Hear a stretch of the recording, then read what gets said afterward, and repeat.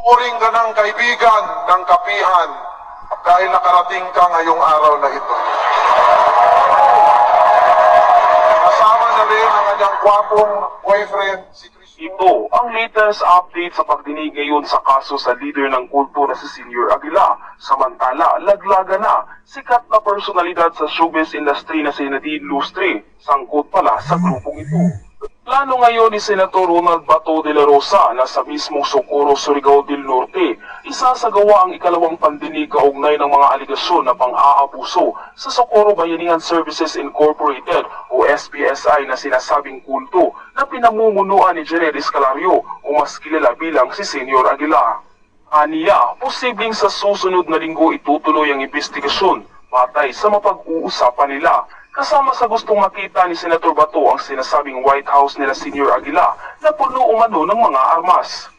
Matapos ang unang pandinig, kumbinsido na sa ngayon si Senator De La Rosa na nagkaroon ng paglabag sa karapatan ng mga bata. Posible rin aniyang may ibang personalidad na kumukontrol kay Senior Aguila. Kaya naman pinangako nito na tututukan nila ang kasong ito at pagbayarin ang may sala.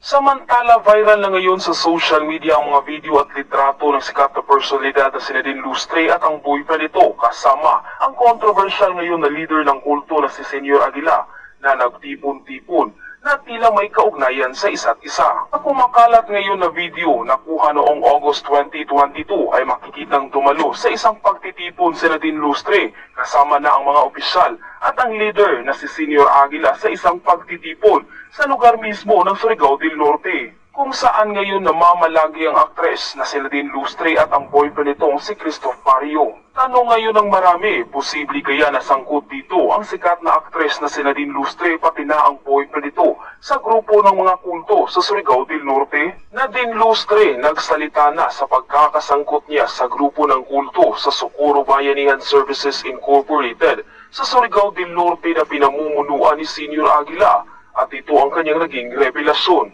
Ka ng kaibigan ng kapihan dahil nakarating ka ngayong araw na ito. Kasama na rin ang kanyang gwapong boyfriend. Usap-usapan ngayon sa mundo ng social media ang mga larawan at video na kumalat na ngayon online. Ang litrato sa sikat na aktres na si Nadine Lustre kasama ang controversial ngayon na si Jared Escalario o mas kilala bilang si Senior Aguila, ang leader ng kulto sa Socorro Bayanihan Services Incorporated o SBSI.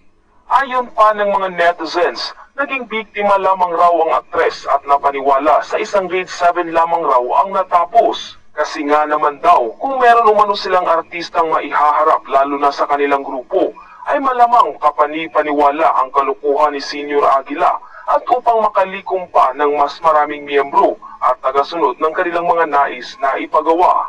Matatandaan ring ibinulgar ni Senator Risa Hontiveros na isa umano ito sa kanyang mga sikreto upang mas maging matatag pa at kapanipaniwala na siya ay isang maimpluwensyang tao.